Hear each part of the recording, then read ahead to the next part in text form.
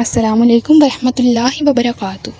میں ہوں آپ کی ہوسٹ عنایا، حاصل خدمت ہے این جی ڈریم ٹی وی کے پلیٹ فارم سے. آج ہم آپ کے ساتھ نواز شریف کی والدہ کا ایک چھوٹا سا انٹرویو شیئر کریں گے. ان کا کہنا ہے کہ نواز شریف اور ان کی زوجہ کلثوم بی بی، ان کے آپس میں بہت خوشگوار تعلقات تھے. جب نواز شریف شروع میں وزیر اعظم بنے تو ان کے والد سرکاری کھانا نہیں کھانے دیتے تھے. ان کا ماہانہ جیب خرچ گھر سے جاتا تھا.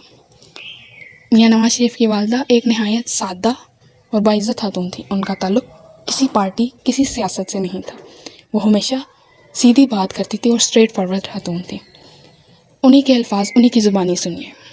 یہ جو اتنے سارے الزام لگتے ہیں کہ پیسہ کھایا ہے، کرپشن کی ہے، ان کے بارے میں آپ کا کیا خیال ہے؟ دیکھو، نہ انہوں نے پیسہ کھایا، نہ کرپشن نکلی. جب یہ پہلے جب یہ ایک دفعہ وزیر اعظم بنتا رہا نا، تو ان کے باپ نے کبھی ادھر کا سرکاری کھانا نہیں کھانے تھے.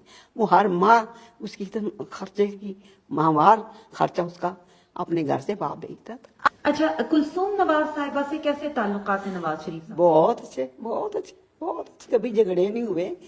اور بیوی بھی فرما بردار تھی اور خاوند بھی نیک تھا، ہر بات کو پورا کرنے والا تھا.